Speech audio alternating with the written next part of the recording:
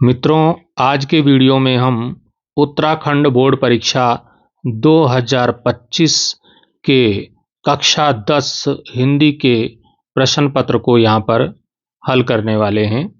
Uttarakhand board 2025 की जो परीक्षा हुई है उसका ये पेपर है बोर्ड का, कक्षा 10 का 2025 का, जिसका कि उत्तराखंड बोर्ड में जो हिंदी का विषय कोड होता है वो होता है 001। हमारे पास जो हिंदी का पेपर है उसका संकेतांक भी यहाँ पर दिया है 201 HHA। ये पेपर समय 3 घंटे का होता है, पूर्णांक इसके 80 होते हैं, 80 नंबर का ये पेपर होता है। इसके कुछ निर्देश हैं कि इस प्रश्न पत्र के 2 खंड अ और ब हैं। दोनों खंडों में पूछे गए सभी प्रश्नों के उत्तर देना अनिवार्य है। उत्तर यथासंभव क्रमवार लिखने के लिए निर्देश है और प्रश्नों के अंक उनके सम्मुख अंकित आपको मिलेंगे। उत्तर क्रमवार लिखने चाहिए जिससे कि कॉपी चेक करने वाले जो हमारे गुरु लोग हैं उनको आसानी हो क्रम से कॉपी चेक करने में। लेकिन बच्चे अगर इसको बिना क्रम के भी लिखेंगे तो उनको भी नंबर मिलेंगे। पहले आपका खंड अ प्रारंभ होता है। खंड अ में जो पहला प्रश्न है वो है, निम्नलिखित गद्यांश को ध्यानपूर्वक पढ़कर उसके नीचे दिए गए प्रश्नों के उत्तर लिखिए। एक गद्यांश आपकी परीक्षा में दिया है और हर वर्ष ये गद्यांश आता है। ये अपठित गद्यांश है जो आपके पुस्तक में दिए गए किसी भी पाठ से ये नहीं है। इसको आपको ध्यान से पढ़ना है। चित्त को क्षुद्र वासनाओं से विरत करने का एक बहुत बड़ा साधन कला है। काव्य, चित्र, संगीत आदि का जिस समय रस मिला करता है उस समय भी शरीर और इंद्रियों के बंधन ढीले पड़ गए होते हैं और चित्त आध्यात्मिक जगत में खिंच जाता है। यही बात प्रकृति के निरीक्षण से भी होती है। तो ये मतलब गद्यांश को आपको पूरी अच्छी प्रकार से पढ़ना होता है। उसके बाद गद्यांश में नीचे दिए गए प्रश्नों के उत्तर लिखने होते हैं। पहले 5 प्रश्न दिए होते थे, हर प्रश्न 2-2 अंकों का होता था, लेकिन अब जो है हर प्रश्न 2-2 अंकों का नहीं होता है। कुछ प्रश्न शुरू के 2-3 प्रश्न 2-2 अंकों के होते हैं, फिर 1-1 अंक के 3 प्रश्न होते हैं। अब इसमें क्या है, क वाला है चित्त को क्षुद्र वासनाओं से विरत करने के साधन क्या हैं।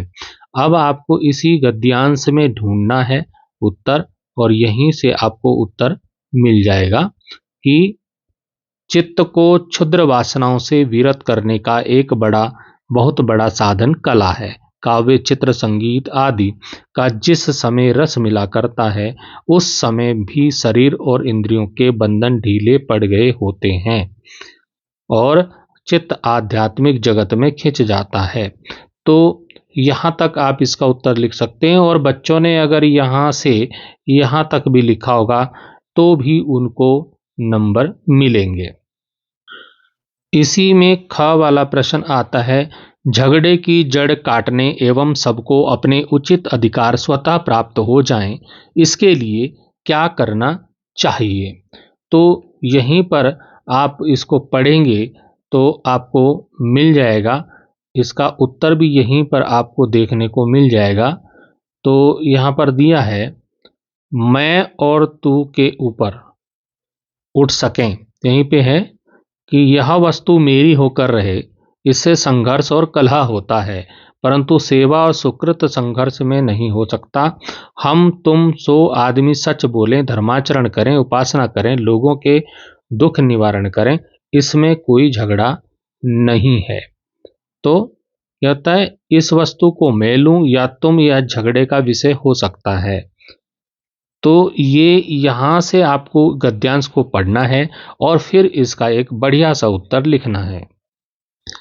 हम इसका उत्तर इस प्रकार भी लिख सकते हैं कि झगड़े की जड़ काटने एवं सबको अपने उचित अधिकार स्वतः प्राप्त हो जाएं, इसके लिए हमें लोगों में धर्म बुद्धि जगानी चाहिए, जिससे लोग अपने कर्तव्यों में प्रवृत्त हो जाएं, सभी के द्वारा अपने कर्तव्यों का समुचित पालन करने पर कोई झगड़े या विवाद का प्रश्न नहीं होगा।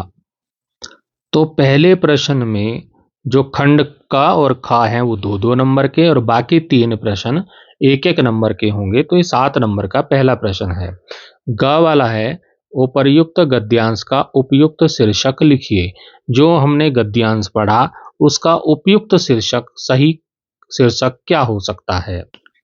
तो इस गद्यांश के 2-3 शीर्षक में आपको उपयुक्त गद्यांश के जो शीर्षक हैं, उपयुक्त शीर्षक हैं, वो हो सकते हैं। एक तो हो सकता है सदाचरण की आवश्यकता, एक तो ये हो सकता है। दूसरा इसमें हो सकता है सात्विक व्यवहार की आवश्यकता, या फिर चित्त एकाग्रता। ये 3 मैंने बताए। आपको एक ही लिखना है, वहाँ पे गद्यांश का शीर्षक एक लिखना है। तो हमने 2-3 बता दिए, जिसने भी ये लिखा होगा उसका उत्तर सही माना जाएगा। तो उपर्युक्त गद्यांश का उपयुक्त शीर्षक एक तो सदाचरण की आवश्यकता हो सकता है, और सात्विक व्यवहार की आवश्यकता हो सकता है, और चित्त एकाग्रता हो सकता है। अब इसमें आता है निर्देश। निम्नांकित में सही विकल्प छांटकर लिखना है। मतलब आपके पास 4-4 उत्तर दिए हैं प्रश्न के, एक उत्तर छांट के लिखना है। जैसे है, प्रकृति का उपयोग निकृष्ट कोटि के काव्य में किया जाता है कामोद्दीपन के लिए। ये इसका उत्तर हो जाएगा। ठीक है। अब आता है कि फूलों के सुवास से लदी समीर का लाभ या सुख हजारों व्यक्तियों को मिलेगा। यहाँ ये इसका उत्तर हो जाएगा। अब जो दूसरा प्रश्न होगा उसमें आपको निबंध लिखना होगा। 250 शब्द का निबंध आपको लिखने को आया था पेपर में। तो दिए गए संकेत बिंदुओं के आधार पर किसी एक विषय पर, 2 विषय यहाँ पर दिए हुए हैं, तो 8 नंबर का ये निबंध है लिखने के लिए। 2 विषय यहाँ पर दिए हैं। पहला विषय है हमारा, हमारी राष्ट्रीय एकता। इसके आपको हेडिंग्स दिए हैं, इनके बारे में आपको, हेडिंग्स के बारे में, इनके बारे में आपको लिखना है। यहाँ पर हेडिंग दिए हैं, इनके बारे में आपको 250 शब्द का निबंध लिखना है। या दूसरा आपके पास निबंध है, देश में भ्रष्टाचार की समस्या। तो भ्रष्टाचार का क्या आशय है, भ्रष्टाचार का जनजीवन पे क्या प्रभाव पड़ता है, विभिन्न क्षेत्रों में व्याप्त भ्रष्टाचार के बारे में बताना है, किस किस क्षेत्र में है, फिर आपका भ्रष्टाचार उन्मूलन के उपाय आपको बताने हैं। तो ये 250 शब्द का निबंध लिखना है, ये लिखना था पेपर में। तो इसको मैं निबंध को यहाँ नहीं बता रहा हूँ क्योंकि निबंध बहुत लंबा होता है और फिर वीडियो भी बहुत लंबा हो जाएगा। तो आप इसको अपने विचार इसमें लिख सकते हैं। अब जो तीसरा प्रश्न होता है उसमें आपको पत्र लिखने के लिए आते हैं। तो यहाँ पर पत्र है कि अपने क्षेत्र के प्रमुख समाचार पत्र के संपादक को अपने नगर गांव में पेयजल की समस्या विषय पर एक शिकायती पत्र लिखिए और आपका काल्पनिक नाम च है। मतलब आपको अपना ओरिजिनल नाम, असली नाम यहाँ पर नहीं लिखना था। अब यह पत्र किस प्रकार से लिख सकते हैं इसका मैं आइडिया आपको दे देता हूँ। तो यहाँ पर सबसे पहले आप सेवा में लिख देंगे, उसके बाद संपादक महोदय, और यहाँ पर समाचार पत्र का आप नाम लिखेंगे जो भी होगा। जैसे कि आप लिख सकते हैं अमर उजाला, जो भी अखबार का, किसी भी अखबार का नाम लिख देंगे आप। फिर अखबार का नाम लिखने के बाद सब समाचार पत्र का नाम हो गया। फिर आप शहर का नाम लिख देंगे, जैसे कि आप कौन से शहर, जो भी आपका शहर होगा, ओरिजिनल नहीं लिखना है तो उसमें आप शहर का नाम कुछ भी लिख सकते हैं। मान लो देहरादून लिख दिया है आपने, देहरादून लिख दिया, हल्द्वानी लिख दिया, अल्मोड़ा लिख दिया आपने, चंपावत लिख दिया, चमोली लिख दिया, टिहरी, उत्तरकाशी, रुद्रप्रयाग, कुछ भी आप, जो भी आप यहाँ पर लिख सकते हैं। इसका विषय लिख देंगे पेयजल की समस्या हेतु पत्र, फिर लिखेंगे महोदय, फिर लिखेंगे हमारे नगर गांव में पेयजल की समस्या गंभीर है, पानी की आपूर्ति कई हफ्तों से अनियमित है, मतलब नियम से पानी नहीं आ रहा जैसे डेली आना चाहिए, और कई दिनों तक पानी बिल्कुल नहीं आता, और जब आता है तो वह अक्सर दूषित होता है। इस समस्या के कारण निवासियों को भारी कठिनाइयों का सामना करना पड़ रहा है। दैनिक कार्य जैसे खाना बनाना, सफाई करना और नहाना भी मुश्किल हो गया है। गर्मी का मौसम शुरू हो चुका है और पानी की कमी के कारण स्थिति और भी गंभीर होती जा रही है। लोगों को दूर दराज के क्षेत्रों से पानी लाने के लिए मजबूर होना पड़ रहा है। तो फिर आप क्या लिखेंगे? आपसे निवेदन है कि इस समस्या को अपने समाचार पत्र में प्रकाशित करें ताकि प्रशासन इस पर ध्यान दे और जल्द से जल्द उचित कदम उठाएं। अंत में आप धन्यवाद लिख देंगे, भवदी लिख देंगे और नाम की जगह जैसे प्रश्न में बताया था तो अच्छा अच्छा ज लिखेंगे और दिनांक जो भी उस की दिनांक होगी तो आप लिख देंगे। जैसे यहाँ पर ये मतलब 22 फरवरी को शायद ये एग्ज़ाम उत्तराखंड बोर्ड में हुआ था 2025 को, तो 22 फरवरी आप जो भी है लिख देंगे और स्थान लिख देंगे, जगह का नाम लिख देंगे। यदि आपको ये पत्र लिखने में कठिन लगता है तो अथवा करके यहाँ पे दूसरा पत्र दिया है, आप उसको भी लिख सकते हैं। तो यहाँ पर दिया है, आपके विद्यालय में गत वर्ष उत्तराखंड स्थापना दिवस धूमधाम से मनाया गया। आप राजकीय उच्चतर माध्यमिक विद्यालय देवगुरु के विद्यार्थी हैं। समारोह के कार्यक्रमों का विवरण देते हुए अपने मित्र को एक पत्र लिखिए। यहाँ पर भी आपका नाम क ख ग है। तो ये हो जाएगा आपका मित्र को उत्तराखंड स्थापना दिवस पर पत्र। सबसे पहले ऊपर लिखेंगे परीक्षा भवन। यहाँ पर आपको सेवा में लिखने की जरूरत नहीं है क्योंकि आप मित्र को पत्र लिख रहे हैं। तो यहाँ पर परीक्षा भवन और राजकीय उच्चतर माध्यमिक विद्यालय देवगुरु वहाँ प्रश्न में दिया है, वही विद्यालय लिखना है जो कि प्रश्न में दिया है। और यहाँ पर आप दिनांक लिख देंगे जैसे कि मैंने अभी ऊपर बताया था। ये पेपर इतनी तारीख को हुआ है 22 फरवरी को, तो आप ये दिनांक इसमें लिख देंगे। अब मित्र के लिए पत्र है तो महोदय ना लिख करके यहाँ पर लिखेंगे प्रिय मित्र, मैं तुम्हें हमारे विद्यालय में गत वर्ष मनाए गए उत्तराखंड स्थापना दिवस समारोह के बारे में बताने के लिए लिख रहा हूँ। यह समारोह बहुत ही धूमधाम से मनाया गया था। समारोह की शुरुआत प्रधानाचार्य जी के भाषण से हुई जिसमें उन्होंने उत्तराखंड राज्य के महत्व पर प्रकाश डाला।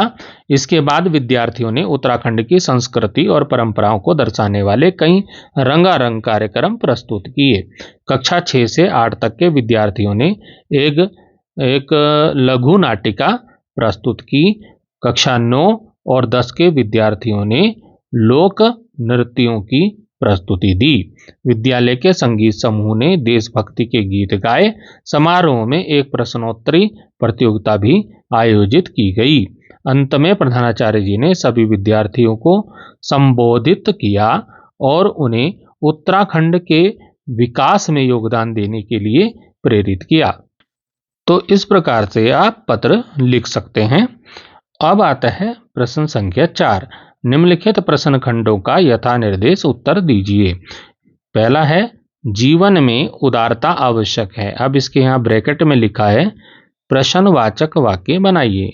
तो आपको क्या करना है, बस इसमें क्या लिख देना है। शुरू में क्या लिखना है, क्या। अब वाक्य हो जाएगा क्या जीवन में उदारता आवश्यक है और अंत में यहाँ पर लगा देंगे प्रश्नवाचक चिन्ह। तो क्या बन जाएगा, क्या जीवन में उदारता आवश्यक है। दूसरा प्रश्न है प्रत्येक व्यक्ति के मनोनुकूल आचरण करना आवश्यक है। अब इसका बनाना है निषेधात्मक वाक्य। तो निषेधात्मक वाक्य जिसको आपकी इंग्लिश में बोलते हैं निगेटिव सेंटेंस, तो इसको निगेटिव बनाना है, नकारात्मक बनाना है। तो प्रत्येक व्यक्ति के मनोनुकूल आचरण करना आवश्यक नहीं है, यहाँ पे लिख देंगे नहीं। जैसे अंग्रेजी में नोट लगा देते हैं, यहाँ पर लिख देंगे नहीं है। तो वाक्य बन जाएगा प्रत्येक व्यक्ति के मनोनुकूल आचरण करना आवश्यक नहीं है। इसी प्रकार से अगला प्रश्न है बुमराह बहुत तेज गेंद फेंकता है। उक्त वाक्य में क्रिया विशेषण का सही विकल्प बताइए। यहाँ पर 4 उत्तर दिए गए हैं, उनमें से एक सही उत्तर है। तो सही उत्तर है इसमें से तेज। तो तेज ये थर्ड वाला, तीसरे वाला उत्तर सही होगा। अब प्रश्न आता है कि कर्मवाच्य में प्रधान होता है। कर्म वाच्य में प्रधान क्या होता है, मुख्य क्या होता है, वो कर्म होता है, क्योंकि कर्म वाच्य है तो उसमें कर्म प्रधान होगा। अब पांचवा प्रश्न आता है, निम्नांकित का यथा निर्देश उत्तर दीजिए। जैसे क है, राम घर जाकर सो गया। अब इसको संयुक्त वाक्य में बदलना है। संयुक्त वाक्य में ज्यादातर क्या होता है, और शब्द बीच में आ करके वाक्य जुड़ता है, संयुक्त होता है। तो इसमें और लगा करके आपको इसको संयुक्त करना है। तो इस प्रश्न का उत्तर हो जाएगा, राम घर गया और सो गया। ये सही उत्तर हो जाएगा। फिर दूसरा है इसमें, सूर्योदय हुआ और चिड़िया चहकने लगी। इसको सरल बनाना है, सरल में बदलना है। यहाँ पर हमने और लगाया, यहाँ पर हमको और हटाना है। ठीक है, तो ये किस प्रकार से होगा, इसका उत्तर हो जाएगा, सूर्योदय होने पर चिड़िया चहकने लगी। अब इसमें 5 का ग आ जाएगा। जिस वाक्य में कर्ता प्रमुख होता है उसे कहते हैं, उसे कर्तृवाच्य कहते हैं। जिसमें कर्ता प्रमुख होता है वो कर्तृवाच्य होता है। अब आता है, निम्नांकित वाक्य में क्रिया छांटकर सही विकल्प बताइए। 4 उत्तर वहां पर दिए हैं, एक उत्तर सही है, कौन सा सही है वो बताना है। वाक्य है, महर्षि वाल्मीकि ने आश्रम में रहकर रामायण की रचना की। अब इसमें बतानी है क्रिया। क्रिया होती है सबसे अंत में, तो इसमें क्या है, रचना की। ये इसका उत्तर हो जाएगा, रचना की। प्रश्न संख्या 6 है, निम्नांकित में कौन सा शब्द हरि के अर्थ में प्रयुक्त नहीं होता है। ये पॉइंट पे ध्यान देना, नहीं होता है। कौन सा शब्द हरि के अर्थ में हरि नहीं होता। विष्णु जी को हरि बोलते हैं, शिव भी हरि है, लेकिन नारद जो है वो हरि नहीं है। बंदर को, वानर को भी हरि बोलते हैं। तो इसका जो सही उत्तर आपका ये नारद वाला हो जाएगा। अब आते हैं ख, पीयूष का समानार्थी शब्द है। पीयूष माने अमृत, तो समानार्थी पीयूष को समानार्थी शब्द है। समानार्थी समान अर्थ वाला, तो इसका समान अर्थ वाला शब्द है सुधा। तो ये इसका उत्तर हो जाएगा। जबकि ये कलानिधि, सुधाकर, गरल ये इसके समानार्थी नहीं है। हमारा प्रश्न संख्या 7 है कि निम्नलिखित काव्यांशों को पढ़कर, काव्यांश मतलब कविता के अंश को पढ़कर किसी एक काव्यांश के नीचे दिए गए किन्हीं 2 प्रश्नों के उत्तर आपको देने हैं। 2-2 नंबर के प्रश्न है, 4 नंबर का ये प्रश्न है। यहां पर कविता दी गई है, लखन कहा हंसी हमरे जाना, सुनहु देव सब धनुष समाना। लक्ष्मण जी ने हंसकर कहा परशुराम जी से कि हंसी हंसकर कहा, हमरी जाना मतलब हमारे समझ में तो, सुनाओ देव सब धनुष समान। हे देव परशुराम जी, हमारी समझ से तो सारे धनुष समान हैं। का क्षति लाभु जून धनु तोरे, क्या लाभ और हानि, पुराने धनुष को तोड़ने से हमें क्या लाभ और हानि। देखा राम नयन के भोरे, राम जी ने आंखों के इशारे से इसको देख लिया और इशारे से ही ये टूट गया। छुअत टूट रघुपत हु न दोषु, छूते ही टूट गया, इसमें रघुपति श्री रामचंद्र जी का कोई दोष नहीं है। मुनि बिनु काज कर कतरोसु, मुनि, हे मुनि आप तो बिना कारण के ही इतना रोष कर रहे हैं। रोष में ना क्रोध कर रहे हैं, गुस्सा हो रहे हैं। बोले चितई परशु की ओरा, और परशुराम जी अपने परसे की ओर देख करके बोले, रे सठ सुनेऊ स्वभाव न मोरा, हे मूर्ख बालक तूने मेरे स्वभाव के बारे में नहीं सुना है। अब यहां पे प्रश्न आते हैं।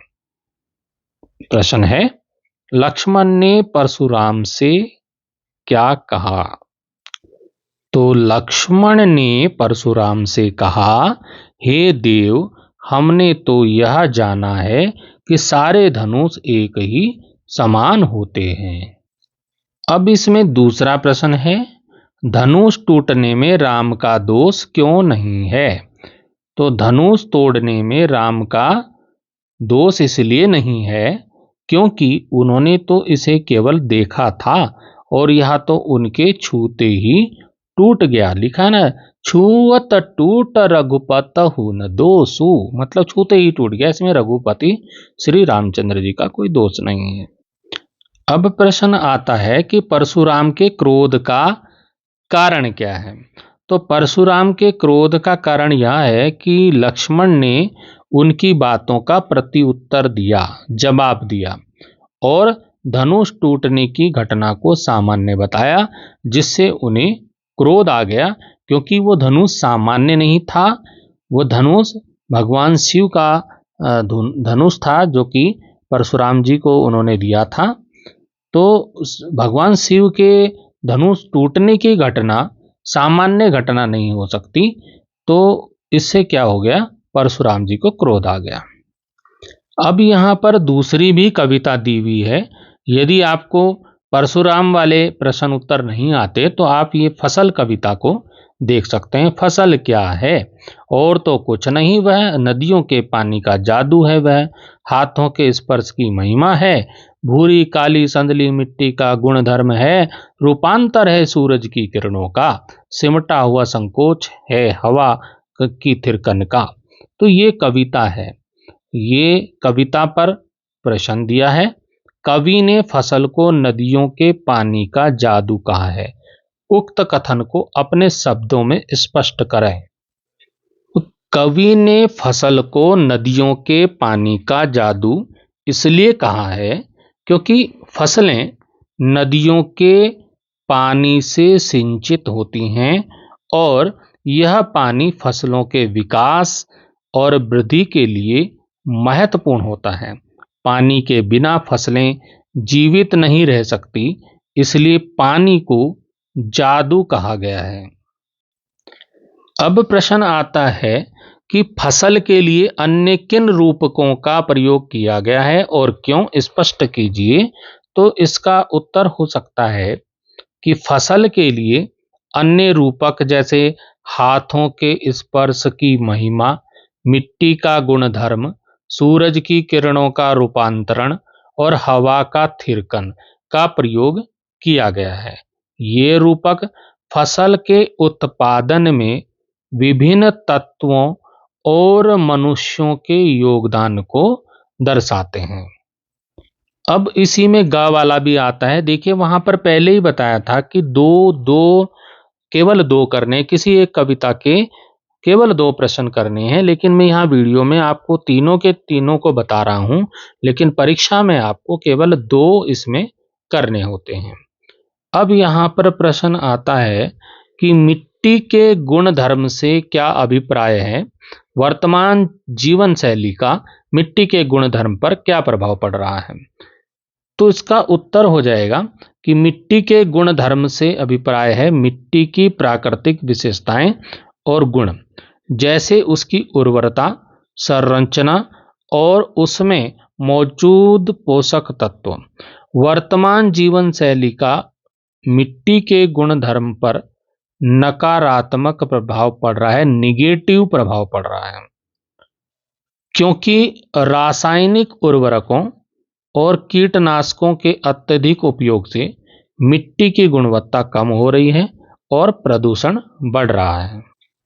प्रश्न संख्या 8 है कि निम्नलिखित प्रश्नों में से किन्हीं 2 प्रश्नों के उत्तर दीजिए। यहाँ पर 2-2 नंबर के 2 प्रश्न आपके पास आपको करने हैं। 3 यहाँ पे प्रश्न दिए हैं पेपर में, आपको 2 ही करने हैं, 2-2 नंबर के।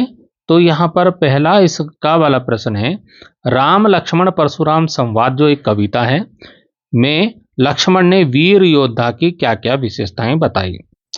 इसका उत्तर हो जाएगा कि राम लक्ष्मण परशुराम संवाद में लक्ष्मण ने वीर योद्धा की निम्नलिखित विशेषताएं बताई। अब वो क्या है, देखो वीर, पहली जो विशेषता है उन्होंने बताया कि जो वीर योद्धा है वो युद्ध के मैदान में अपनी वीरता का बखान नहीं करते, वर्णन नहीं करते, बल्कि युद्ध करते हैं।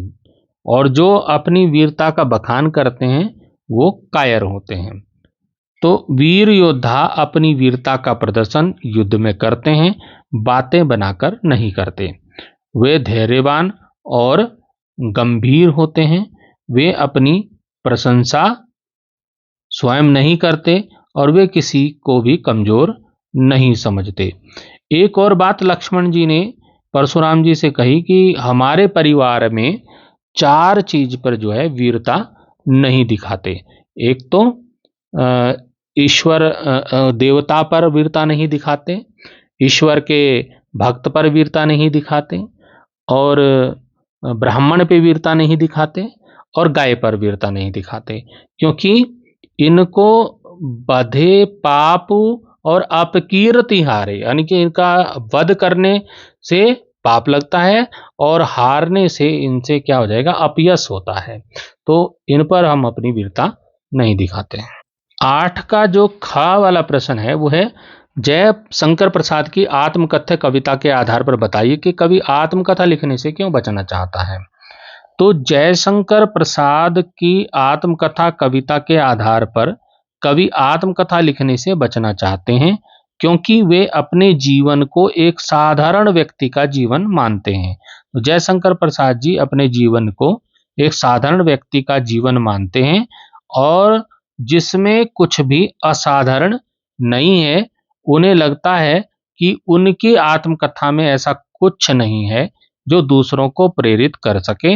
इसके अतिरिक्त वे अपने व्यक्तिगत अनुभवों और दुखों को सार्वजनिक रूप से व्यक्त करना नहीं चाहते, इसलिए वो आत्मकथा लिखने से बचना चाहते हैं।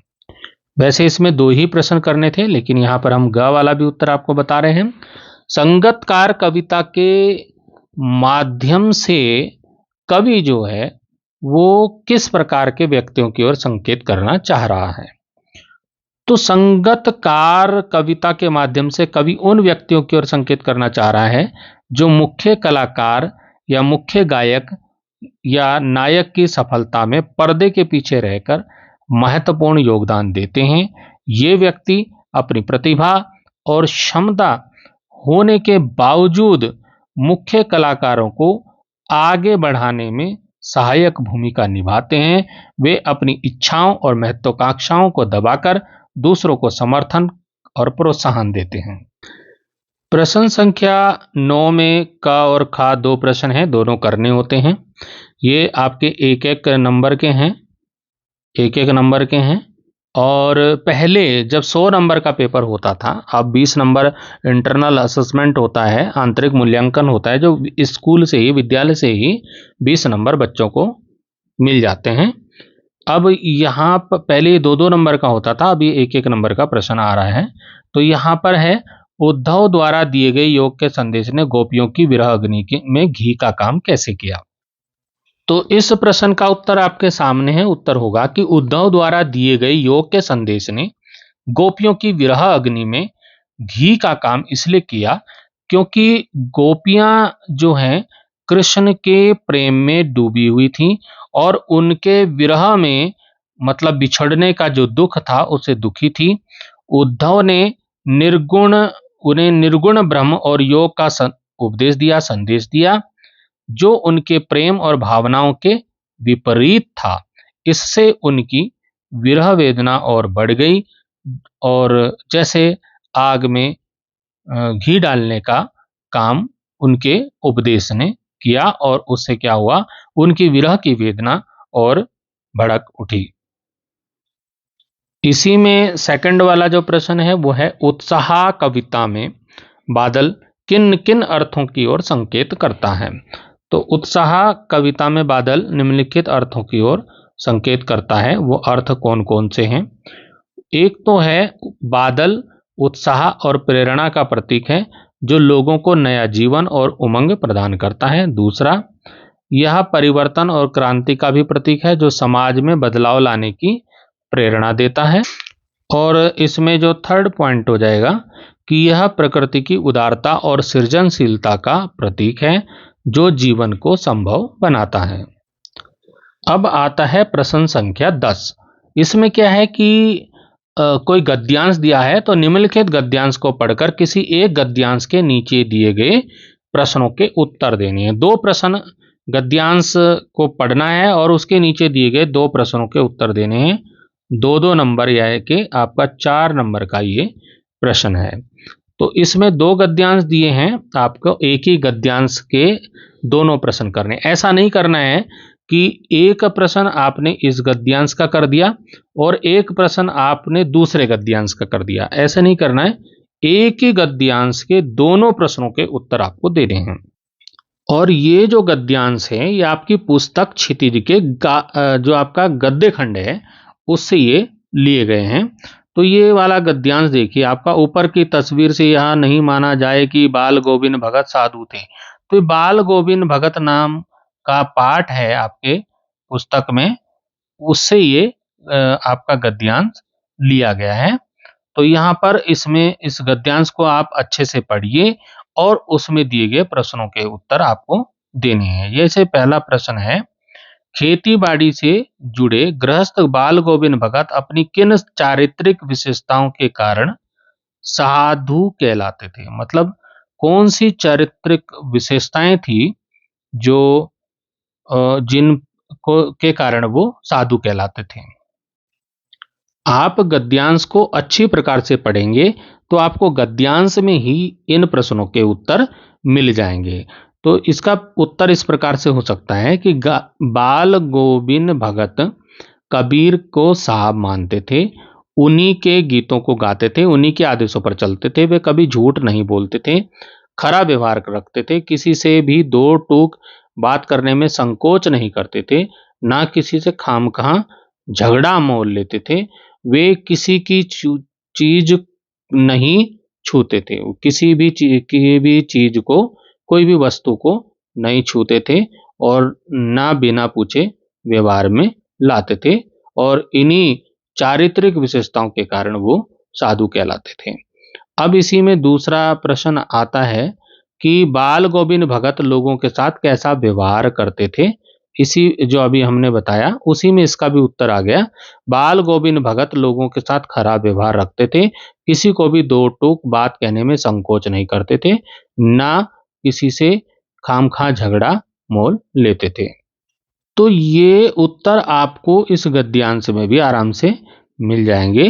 तो यहाँ पर जैसे दे दिया कि बाल गोविंद भगत साधु थे, साधु की सब परिभाषाओं में खरे उतरने वाले, कबीर को साहब मानते थे, उन्हीं के गीतों को गाते, उन्हीं के आदर्शों पर चलते, कभी झूठ नहीं बोलते, खरा व्यवहार रखते, किसी से भी दो टूक बात करने में संकोच नहीं करते, ना किसी से खामखा झगड़ा मोल लेते, ना किसी किसी की चीज को नहीं छूते और ना बिना पूछे व्यवहार में लाते। यहीं से आपके दोनों प्रश्नों के उत्तर मिल जा रहे हैं।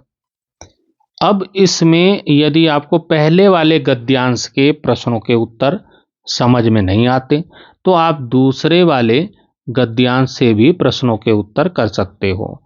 तो इसमें भौतिक प्रेरणा, ज्ञानेप्सा, क्या ये दो ही मानव संस्कृति के माता पिता हैं? दूसरे के मुंह में कोर डालने के लिए जो अपने मुंह का कोर छोड़ देता है, उसको यह बात क्यों और कैसे सूझती है? रोगी बच्चे को सारी रात गोद में लिए जो माता बैठी रहती है, वह आखिर ऐसा क्यों करती है? सुनते हैं कि रूस का भाग्य विधाता लेनिन अपनी डेस्क में रखे हुए डबल रोटी के सूखे टुकड़े स्वयं न खाकर दूसरों को खिला दिया करता था। वह आखिर ऐसा क्यों करता था? संसार के मजदूरों को सुखी देखने का स्वप्न देखते हुए कार्ल मार्क्स ने अपना सारा जीवन दुख में बिता दिया और इन सबसे बढ़कर आज नहीं, आज से 2500 वर्ष पूर्व सिद्धार्थ ने अपना घर केवल इसलिए त्याग दिया कि किसी तरह तृष्णा के वशीभूत लड़ती कटती मानवता सुख से रह सके। मतलब मैंने ये गद्यांश पढ़ा, तो मैं पढ़ रहा हूँ तो वीडियो बहुत लंबा होता जा रहा है, तो आपको भी गद्यांश पढ़ना है और फिर आपको प्रश्नों के उत्तर, दो प्रश्न दिए हैं उनके उत्तर आपको ढूंढने हैं। दूसरों के सुख के लिए लेनिन और कार्ल मार्क्स ने क्या किया? तो यहीं पर आपको मिल जाएगा कि क्या कि रूस का भाग्य विधाता लेनिन अपनी डेस्क में रखे हुए डबल रोटी के सूखे टुकड़े स्वयं न खाकर दूसरों को खिला दिया करता था। ठीक है, फिर है कार्ल मार्क्स, तो संसार के मजदूरों को सुखी देखने का स्वप्न देखते हुए कार्ल मार्क्स ने अपना सारा जीवन दुख में बिता दिया। तो ये पहले प्रश्न का उत्तर यहाँ से यहाँ तक आपको मिल जाएगा। फिर है, सिद्धार्थ ने अपना घर क्यों त्याग दिया? तो सिद्धार्थ ने, यहीं पर आपको मिल जाएगा कि सिद्धार्थ ने अपना घर केवल इसलिए त्याग दिया कि किसी तरह तृष्णा के वशीभूत लटती कटती मानवता सुख से रह सके। अब आता है मित्रों प्रश्न संख्या 11। निम्नलिखित प्रश्नों में से किन्हीं दो प्रश्नों के उत्तर लिखिए। अब यहाँ पर भी आपको 3 प्रश्न दिए हुए हैं, केवल 2 के आपको लिखने हैं और यहाँ भी आपको 2-2 नंबर दोनों प्रश्नों के उत्तर लिखने पे मिलने वाले हैं। तो पहला प्रश्न है कि सेनानी ना होते हुए भी चश्मे वाले को लोग कैप्टन क्यों कहते थे? बहुत महत्वपूर्ण प्रश्न है, आया है। तो इसका उत्तर हो जाएगा, सेनानी ना होते हुए भी चश्मे वाले को लोग कैप्टन इसलिए कहते थे क्योंकि उसके मन में देशभक्ति की प्रबल भावना थी। वह नेताजी सुभाष चंद्र बोस की मूर्ति पर चश्मा लगाकर उनके प्रति अपनी श्रद्धा व्यक्त करता था। वह एक सच्चा देशभक्त था। उसके मन में देश के प्रति अटूट प्रेम था। लोग उसे कैप्टन इसलिए कहते थे क्योंकि उसके काम और व्यवहार में एक सैनिक जैसी दृढ़ता और समर्पण था। प्रश्न 11 का जो खा है वो है, एक कहानी यह भी में वह कौन सी घटना थी जिसके बारे में सुनने पर लेखिका को, जो मन्नू भंडारी हैं, को अपनी आंखों पर विश्वास ना हो पाया और ना ही अपने कानों पर विश्वास हो पाया। तो इसका उत्तर हो जाएगा, एक कहानी यह भी में लेखिका मन्नू भंडारी को सबसे ज्यादा आश्चर्य तब हुआ जब उन्होंने सुना कि उनके पिता, जो पहले उनकी गतिविधियों के प्रति सख्त थे, कठोर थे, कॉलेज प्रिंसिपल से मिलकर उनकी नेतृत्व क्षमता की प्रशंसा कर रहे थे, उनकी तारीफ कर रहे थे। जो लेखिका का आलोचना करते थे वो आज उनकी तारीफ कर रहे थे, अपनी बेटी की तारीफ कर रहे थे। लेखिका के पिता जब प्रिंसिपल से मिलकर आए थे तो वह बहुत गुस्से में थे, परंतु जब उनके एक मित्र ने उन्हें आकर लेखिका के बारे में बताया और उनकी प्रशंसा की तो उनके पिता का गुस्सा धीरे धीरे कम होता गया और यह एक अप्रत्याशित परिवर्तन था जिसने लेखिका को हैरान कर दिया। उन्हें विश्वास नहीं हो रहा था कि उनके पिता, जो कभी उनकी आलोचना करते थे, अब उनकी प्रशंसा कर रहे हैं। यह घटना लेखिका के लिए अविश्वसनीय थी। उनको विश्वास नहीं हो रहा था और उन्हें अपनी आंखों और कानों पर विश्वास नहीं हुआ। अब प्रश्न 11 का ग वाला उत्तर हम देखेंगे। प्रश्न है, लेखक की दृष्टि में सभ्यता और संस्कृति की सही समझ अब तक क्यों नहीं बन पाई?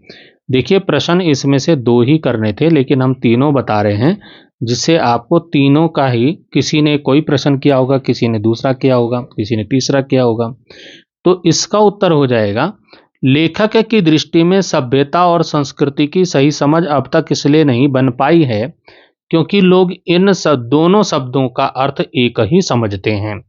सभ्यता का अर्थ है हमारी जीवन शैली, जैसे हमारे खाने पीने का तरीका, ओढ़ने पहनने के तरीके और हमारे गमनागमन के साधन, ये सब किस में आते हैं? ये हमारे जो है सभ्यता का अर्थ हमारी जीवन शैली, खाने पीने और सब पहनने ओढ़ने के तरीके और कपड़े पहनने का तरीका, गमनागमन के तरीके, ये सब का है सभ्यता है।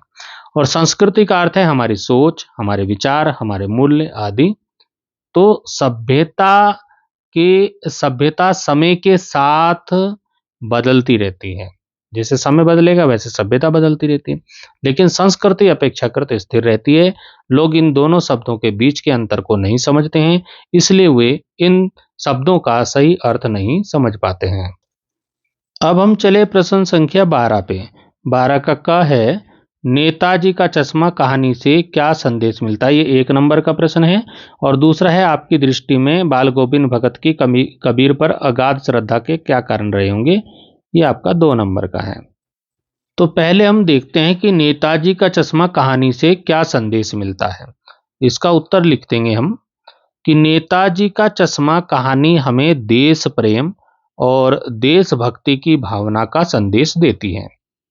यह कहानी हमें सिखाती है कि हमें अपने देश के महापुरुषों का सम्मान करना चाहिए और उनके आदर्शों पर को अपने जीवन में अपनाना चाहिए, उनके आदर्शों पर चलना चाहिए। 1 नंबर का वो प्रश्न था, तो उतना ही लिखेंगे आप।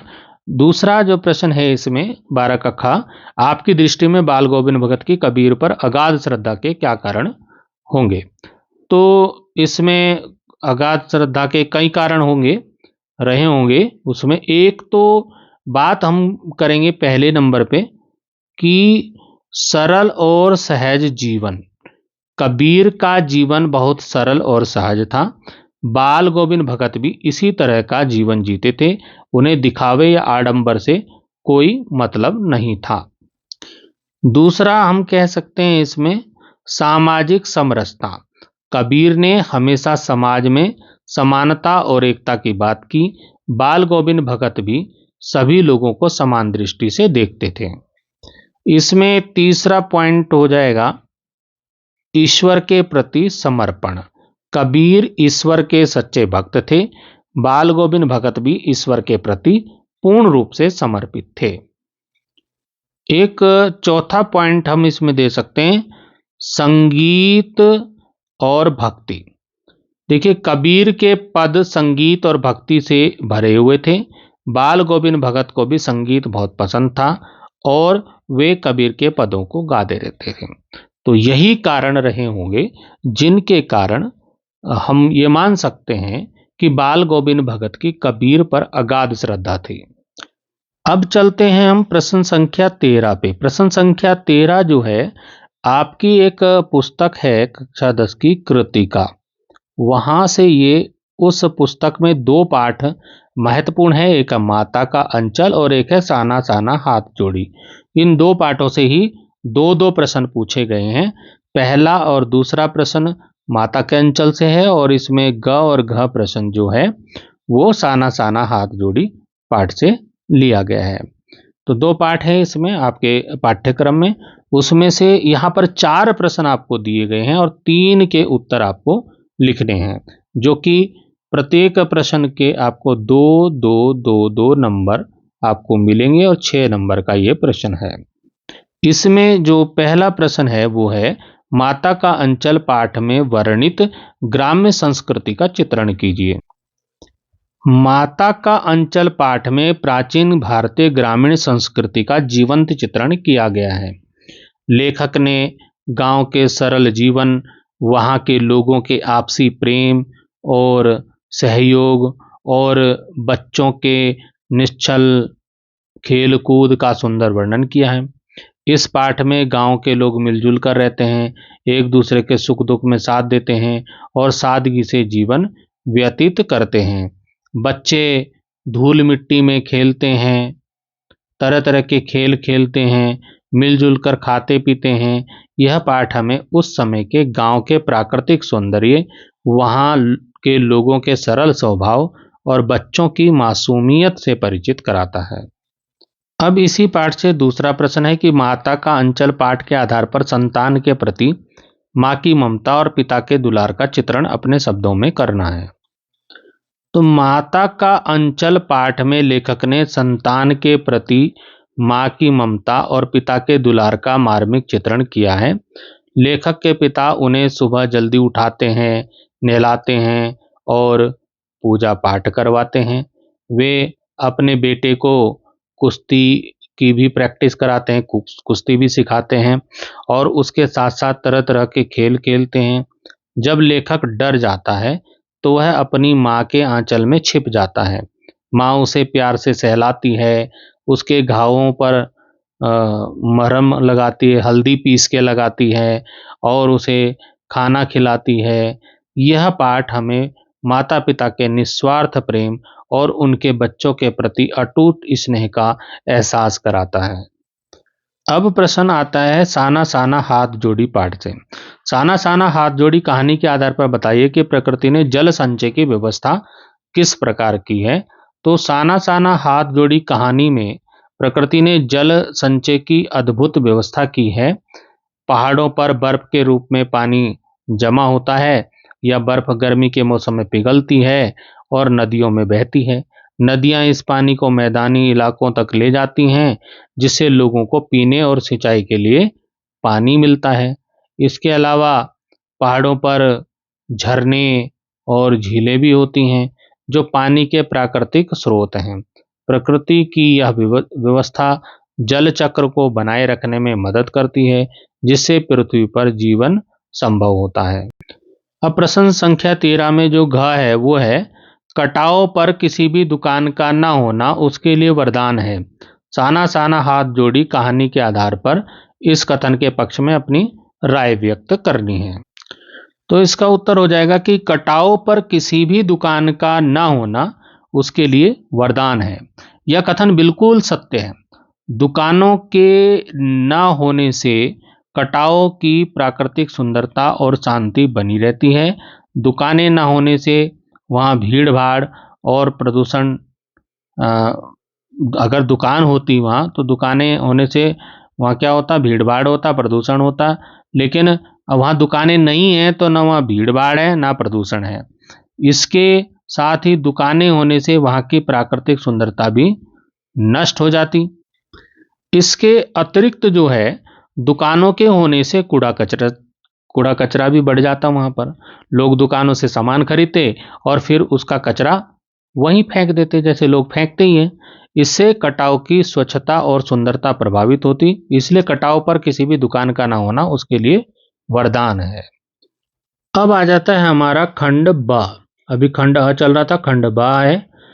14 नंबर का प्रश्न है, अधोलिखितम गद्यांशम पठित्वा त्रीण प्रश्नान पूर्ण वाक्येन उत्तरत।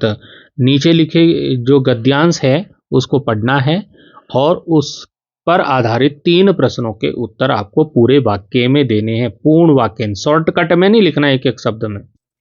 तो अब की बार जो आपके पास गद्यांश आपके सामने है प्रश्न संख्या 14 में, वो संस्कृत का गद्यांश है। तो संस्कृत के गद्यांश को पढ़ना है, उसका अर्थ को समझना है और फिर प्रश्नों के उत्तर देने हैं। चंद्रगुप्ता मगध देशस्य नृप आसीत्। चंद्रगुप्त मगध देश का राजा था। तस्य मंत्री चाणक्य आसीत्। उसका मंत्री चाणक्य था। तपोधन सा राजतंत्र से ज्ञाता आसीत्। तपस्वी और राजतंत्र का ज्ञाता था। स एकस्मिन् उटजे निवसति। वो एक कुटिया में रहता था। स वैराग्य भावनाया पूर्ण आसीत्। वो वैराग्य भावना से पूर्ण था। नृपा एक बार हम चाणक्य कंबलानि दत्तवान। राजा ने एक बार चाणक्य को कंबल भिजवाए, कंबल दिए। तानि कंबलानि निर्धनेभ्य दातुम नृपः सूचितवान। और राजा ने सूचना दी कि ये कंबल किसको देने, निर्धनेभ्य, निर्धनों के लिए देने के लिए सूचित कर दिया कि ये कंबल गरीबों में बांटने हैं। तो चाणक्य से उटजम नगराद बही आसी। चाणक्य की जो कुटिया है वो नगर के बाहर थी, वहां पर वो कंबल भिजवा दिए थे। तो केचन चोरा कंबलानि अपहर्तुम चिंतितवंता। कुछ चोरों ने चिंतन किया, उन कंबलों को चुराने का उपाय योजना बनाई, अपहरण करें उनका, चुराएं उनको। ते एकदा रात्रो चाणक्य से उटजम प्रविष्टवंता। और चोरी करने के लिए एक रात वो चाणक्य की कुटिया में प्रवेश कर गए। तो तस्मिन समय मध्यरात्रि शैत्यकाल च आसीत्। उस समय मध्यरात्रि का समय था और जो है शैत्यकाल का समय था, शीत ऋतु की समय था, ठंड का समय था। तदा अपि चाणक्य कटे सुप्ता आसीत्। लेकिन चाणक्य तब भी कटे, कड़ी भूमि पर लेटा हुआ था, मतलब सोया हुआ था। चाणक्य जो है, देखो चाणक्य के पास बहुत सारे कंबल थे, लेकिन चाणक्य सो रहा था ऐसे ही बिना कंबलों के सो रहा था। उसने एक भी कंबल नहीं लिया कि नीचे बिछा ले, ऊपर ओढ़ ले, ऐसा कोई उसने कंबल नहीं लिया। तस्य पार्श्वे बहुनी कंबलानी आसन। उसके पास बहुत सारे कंबल थे, लेकिन वो कड़ी जमीन पर सोया हुआ था। अब इसके नीचे 4 प्रश्न दे के क ख ग घ करने आपको 3 हैं, लेकिन हम चारों के उत्तर यहाँ पर आपको बताएंगे। पहला है मगध देश से नृपा का आसीत्। तो यहीं पे दे दिया चंद्रगुप्त मगध देश से नृपा आसीत्, ये इसका उत्तर हो गया क वाले का। ठीक है, अब है चाणक्य कस्य मंत्री आसीत्। तो चाणक्य हो जाएगा चंद्रगुप्तस्य मंत्री आसीत्। यहाँ कस्य की जगह हो जाएगा चंद्रगुप्तस्य मंत्री आसीत्। कुछ बच्चों ने यहीं से लिख दिया होगा कि तस्य मंत्री चाणक्य आसीत्, यहीं से लिख दिया होगा तस्य मंत्री चाणक्य आसीत्, तो वो भी सही है। ठीक है, तो लेकिन चंद्रगुप्तस्य मंत्री लिखोगे तो वो ज्यादा सही है। ठीक है, फिर आता है चाणक्य कुत्र निवसति स्म, ये आ गया। तो यहीं पे दे रखा है चाणक्य, यहाँ पर सा की जगह लगना है चाणक्य। एकस्मिन् उटजे निवसति स्म, चाणक्य एकस्मिन् उटजे निवसति स्म। ठीक है, अब आ गया कि चोरा कानि अपहर्तुम चिंतितवन्ता। चोरों ने क्या अपहरण करने के लिए, क्या चुराने के लिए चिंतन किया। तो यहाँ पर हो जाएगा चोरा, यहाँ पे देखो चोरा कंबलानि अपहर्तुम चिंतितवन्ता, ये यहीं से उत्तर मिल जाएंगे। सारे गद्यांश में हैं, सब मिल गए यहीं पे। तो इस प्रकार से हो जाएंगे आपके उत्तर। देखो मगध से नृपा चंद्रगुप्त आसीत और चाणक्य चंद्रगुप्त से मंत्री आसीत, इस तरह से आप उत्तर लिख लोगे उनके ना। फिर चाणक्य एकस्मिन् उटजे निवसति स्म, और ये चोरा चोरा कंबलानि अपहर्तुम चिंतितवन्ता, तो इस तरह से आप उत्तर लिख लेंगे। अब हम 15वें प्रश्न पे चलते हैं। तो 15वें प्रश्न में क्या है, एक श्लोक दे रखा है, उस श्लोक को पढ़ना है। पद्यांश मतलब श्लोक। अधोलिखितम पद्यांशम पठित्वा दो प्रश्न यानी कि 3 प्रश्न है यहाँ पे, आपको 2 करने हैं इसमें से। पूर्ण वाक्यन उत्तर लिखना है, शॉर्टकट में नहीं लिखना है। तो नीर क्षीर विवेके हंसालस्यम तोमेव तनु से चेत। तो जो हंस होता है ना, हंस को हंस के पास ये गुण है कि वो नीर और क्षीर को अलग अलग कर देता है, पानी और दूध को अलग अलग कर देता है। तो इसके पास इस चीज का विवेक है, मतलब बुद्धि है उसके पास, उसके क्वालिटी है उसके अंदर, वो इस काम को कर सकता है, दूध और पानी को अलग कर सकता है हंस। तो यहाँ पर दिया है कि हे राजहंस, हे हंस, तुम दूध और पानी को अलग करने का विवेक तुम्हारे पास है, नीर क्षीर विवेकी तुम हो। तो तुम ही यदि आलस्य करोगे, आलस्यम तुम्हें तनु से यदि तुम ही अपने कार्य में आलस्य करोगे, तो विश्व अस्मिन अधुना अन्य, विश्व अस्मिन इस विश्व में, अधुना अन्य अभी कौन अन्य है, जो कुल व्रतम पालिष्यति कहा, जो अपने कुल का पालन करेगा। जब तुम ही अपने कुल का पालन नहीं करोगे तो फिर दूसरा कौन है जो अपने कुल का पालन करेगा। तो यहाँ पर पहला प्रश्न है कि नीर क्षीर विवेकी का भवती, तो ये हो जाएगा नीर क्षीर विवेकी हंसा भवती। यहाँ पर आप लिख दोगे हंसा भवती, नीर क्षीर विवेकी हंसा भवती, ये यहाँ पर का की जगह हंसा लिख दोगे, ये आपका उत्तर हो जाएगा नीर क्षीर विवेकी हंसा भवती। फिर है अन्य किम न पालिष्यति, अन्य अन्य किम न पालिष्यति, तो यहाँ कुल व्रतम, इसका उत्तर हो जाएगा कुल व्रतम न पालिष्यति। फिर है हंसा किम तनुते, हंसा नीर क्षीर विवेक आलस्यम तनुते, ये इसका उत्तर हो जाएगा। तो किसी ने ऐसे भी लिख दिया होगा, तो मैं कॉपी चेक करूंगा तो मैं तो दे दूंगा इसमें भी नंबर, लेकिन इसका सही से उत्तर किस प्रकार से होगा देखिए। तो इस प्रकार से उत्तर हो जाएंगे, देखिए नीर क्षीर विवेकी हंसा भवती, ये पहले का हो जाएगा। फिर है दूसरे का अन्य किम न पालिष्यति, अन्य कुल व्रतम ना पालिष्यति, ये इसका उत्तर हो जाएगा। इसी प्रकार से जो ग वाला है उसका कैसे उत्तर हो जाएगा, ग वाले का देखिए, ग वाले का उत्तर हो जाएगा हंसा निर्क्षीर विवेके आलस्यम तनुते, ये इसका उत्तर हो जाएगा। अब प्रश्न 16 हमारे पास आ गया, पठित पाठ आधारितान तृण प्रश्नान पूर्ण वाक्य उत्तर। जो आपके पाठ है ना, जो आपने पढ़े होंगे उसमें संस्कृत विनोदिनी एक पुस्तक है, संस्कृत विनोदिनी से जो पाठ आपने पढ़े उसमें से, ये संस्कृत वाला पोर्शन, उसमें से पठित पाठों के आधार पर किन्हीं 3 प्रश्नों के उत्तर पूर्ण वाक्यों में देने हैं, शॉर्टकट में नहीं देने हैं। तो गजा काम उजारहा, गज ने हाथी ने किसको उजाड़ दिया, किसको समाप्त कर दिया हाथी ने, तो कमल के नलिनी को समाप्त कर दिया था। तो यहाँ काम की जगह हो जाएगा नलिनीम, नलिनीम, ठीक है। तो ये हो जाएगा गजा नलिनीम उजारा, इस तरह से उत्तर हो जाएगा इसका। अब है स्वर्णा जना कया तोलयंती, तो कया की जगह आप लिखोगे गुंजया, गुंजया। अब मैं आपको उत्तर अभी दिखा दूंगा, गुंजया लिख दोगे, स्वर्णा जना गुंजया तोलयंती।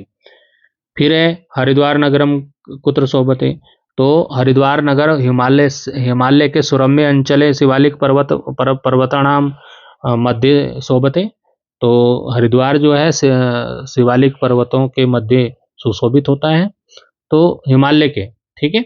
और यह चोरा काम प्रतिज्ञा कृतवंता, चोरों ने प्रतिज्ञा की कि आज से हम क्या नहीं करेंगे, चोरी का काम नहीं करेंगे। तो इसको हम संस्कृत में इन चारों को कैसे लिख सकते हैं, इनके उत्तर देखिए। तो का उत्तर हो जाएगा, ये उत्तर हो जाएगा गजा नलिनीम उजारा, हाथी ने नलिनी को उजाड़ दिया।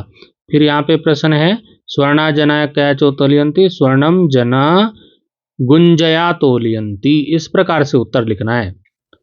फिर प्रश्न आता है कि हरिद्वारम नगरम कुत्र शोभते, तो इसका उत्तर हो जाएगा हरिद्वारम नगरम हिमालय से सुरम्य अंचले शिवालिक पर्वत शिखराणाम मध्य शोभते, तो हरिद्वार नगर हिमालय के सुरम्य अंचल, सुंदर अंचल में शिवालिक पर्वत शिखरों के बीच में सुशोभित होता है। अब इसमें जो अंतिम वाला प्रश्न था वो था कि चोरा काम प्रतिज्ञा कृतवंता, चोरों ने क्या प्रतिज्ञा की, तो उत्तर हो जाएगा कि अद्य आरभ्य वयम चोरे कर्म न करिष्यामा, आज से ही, अभी से ही हम चोरी का काम नहीं करेंगे। इति प्रतिज्ञा चोरा कृतवंता, यह प्रतिज्ञा चोरों ने की। अब प्रश्न संख्या 17 है कि निम्नलिखित शब्दों में से उचित शब्द चुनकर किन्हीं 4 वाक्यों में रिक्त स्थान पूर्ति करनी है। तो लिखा है, ये शब्द सूची है, मुनया, हिमालय, क्रूर सम्राट, अशोक, दक्ष प्रजापति, सत्संगति, तीर्थस्थलम, ये शब्द दिए हुए हैं। इन शब्दों से खाली स्थान भरने, ये मैंने आपको भर करके यहाँ पे दिखा दिया है, आप देख लीजिए, आप इसका स्क्रीनशॉट भी ले सकते हैं। तो जैसे पहले में आ गया मुनया शांतिम प्राप्त हिमालय गच्छन्ति, मतलब जो मुनि हैं, जो साधु लोग, मुनि लोग हैं, वो शांति प्राप्त करने के लिए हिमालय में जाते हैं। फिर है ख बुद्ध से प्रभावेण क्रूर सम्राट अशोक अहिंसका विनम्र च भवत, मतलब बुद्ध के प्रभाव से, महात्मा बुद्ध के प्रभाव से क्रूर सम्राट अशोक भी अहिंसक और विनम्र हो गया। फिर आता है बहुनी पुण्य क्षेत्राणी अपि हिमालय संति, बहुत सारे पुण्य क्षेत्र कहाँ हैं, हिमालय में हैं। हिमालय में है क्या, ये क्वेश्चन है, प्रश्न है। फिर है पूरा काले दक्ष प्रजापति अत्र विशालम यज्ञ संपादित वन आसीत, यानी कि प्राचीन काल में दक्ष प्रजापति ने यहाँ पे विशाल यज्ञ का वो संपादित किया था। फिर आता है हरिद्वारम भारतीय नाम प्रमुख तीर्थ स्थलम अस्ति, तो हरिद्वार भारतीयों का प्रमुख तीर्थस्थल है। फिर यहाँ पे हमने भर दिया है सज्जना नाम संगति सत्संगति भवती। तो इस प्रकार से आपको ये पेपर में नहीं भरना था, कॉपी में भर के ये वाक्य लिखने थे। अब 18वां प्रश्न है कि अधोलिखितेभ्य यथा निर्देशम केवल 4 प्रश्नान उत्तरत, यानी कि नीचे लिखे गए जो प्रश्न हैं क ख ग घ, उनमें से केवल 4 के प्रश्नों के उत्तर देने हैं। तो पहले वाला आपका आ गया संधिम कुरुत, संधि कीजिए, मतलब इनको जोड़ करके लिखना है, जैसे मधु मधु अरी, ये है ना, इनको जोड़ के लिखना है, जोड़ के हो जाएगा मधवरी, इस तरह से मधवरी ये बन जाएगा, ठीक है। और ये पो प्लस अत्र का हो जाएगा पवित्र, पवित्र। तो अब तो हम प्रश्न संख्या 18 के उत्तर इस प्रकार से देख सकते हैं। पहले तो संधि करने वाला था, तो मधु प्लस अरि मतलब मधुवरी, इस तरह से आप इसका उत्तर लिख सकते हैं। पवित्र पवित्र, ये हो जाएगा इसका उत्तर। अब जो खा वाला है उसमें है संधि विच्छेद करना, अभी तो था संधि करना, अब है संधि विच्छेद करना। तो हरे अव, तो हरे प्लस अव ये हो जाएगा। पित्राज्ञा का पित्र प्लस आज्ञा, ये उत्तर हो जाएगा। फिर ग वाले में समास विग्रह और समास का नाम लिखना है, जैसे सुख प्राप्ता, तो इसका हो जाएगा सुखम प्राप्ता, और ये हो गया तत्पुरुष समास। फिर नीलकंठा नीलम कंठम यस्य सा, नीला कंठ है जिसका, तो इससे एक अलग शब्द निकल के आता है, तो वो शिवजी हैं जिनका नीला कंठ है, नीला गला है, तो ये हो जाएगा बहुब्रीहि समास। इसमें जो चौथा है उसमें उपसर्ग को पृथक्करण करना है, उपसर्ग को अलग करना है। जैसे अनुचर है तो इसका उपसर्ग अलग लिखना है, ये अनु अगर उत्तर लिखा है बच्चे ने तो ये सही हो गया, तो अनु और चर में अलग अलग हो गया। लेकिन अगर बच्चे ने, क्योंकि उपसर्ग इसमें छांटना है, अनु लिख दिया तो ये सही है, ऐसे प्रहार में प्र लिख दिया तो ये सही है। कहने का मतलब ये है अनुचर में अनु और प्रहार में प्र उपसर्ग है, ये इसका उत्तर है। अब इसमें आता है पांचवा, कोष्ठके प्रदत्तेषु शब्देषु शब्दम चित्वा रिक्त स्थान पूरयत, यानी कि कोष्ठक में दिए गए दो दो शब्द हैं, उसमें से सही शब्द को चुन करके उसको लिखना है सही। तो यहाँ आ गया सज्जना नाम संगति, ये हो जाएगा सतसंगति, यहाँ पर सत्संगति आ जाएगा भवती। सज्जनों की संगति सत्संगति होती है, अच्छी संगति होती है। फिर आता है राजा सह गच्छति, तो यहाँ पे हो जाएगा सेवकेन सह गच्छति, यहाँ पे आ जाएगा सेवकेन सह गच्छति, ये उसका उत्तर हो जाएगा। अब प्रश्न संख्या 19 है कि निम्नांकित शब्द सूचित चतुर्नाम शब्दानाम वाक्य प्रयोग कुरुत, यानी कि ये शब्द यहाँ पर दे रखे हैं, जैसे क है पठामह, तो इसका आगे आपको संस्कृत वाक्य बनाना है, संस्कृत वाक्य में प्रयोग करना है। ऐसे नद्या, इसका संस्कृत वाक्य बनाना है, पश्यति का संस्कृत वाक्य बनाना, परिति का बनाना, सा का बनाना है, अस्थि का बनाना, वाक्य प्रयोग करना है, संस्कृत वाक्य बनाने हैं। केवल 4 के करने हैं, यहाँ दे रखे हैं 6, आपको देने हैं 4 के। यहाँ पर मैं आपको पूरे 6 के 6 शब्दों के वाक्य प्रयोग बता रहा हूँ। तो ये है पहले का, और उनका हिंदी अर्थ भी आपको दे रहा हूँ। जैसे पहले पठामह, इसका वाक्य प्रयोग करेंगे हम, वयम प्रतिदिनम संस्कृत पठामह, तो इसका मतलब हो गया हम प्रतिदिन संस्कृत पढ़ते हैं। आपको पेपर में हिंदी नहीं लिखनी थी, ये तो मैं खाली समझाने के लिए बता रहा हूँ, आपको केवल संस्कृत वाक्य प्रयोग करना था। जैसे ख हो गया, नद्या शब्द का वाक्य प्रयोग करना है, तो नद्या जलम शुद्धम अस्ति, नदी का जल शुद्ध है। जैसे हमारा ग शब्द हो गया पश्यति, बालका आकाशे खगम पश्यति, बालक आकाश में पक्षी देखता है। अगला हमारा शब्द है परितः, तो गृह से परितः उद्यानम अस्ति, तो घर के परितः मतलब घर के चारों ओर उद्यान है, बगीचा है। फिर आया हमारे पास सा ये है तो ये स्त्रीलिंग है, तो सा पुस्तकम पठति, वह पुस्तक पढ़ती है। अगर होता स तो यह पढ़ता है, लेकिन यह सा तो पढ़ती है। अंतिम शब्द है अस्ति, स छात्रः बुद्धिमानः अस्ति, वह छात्र बुद्धिमान है।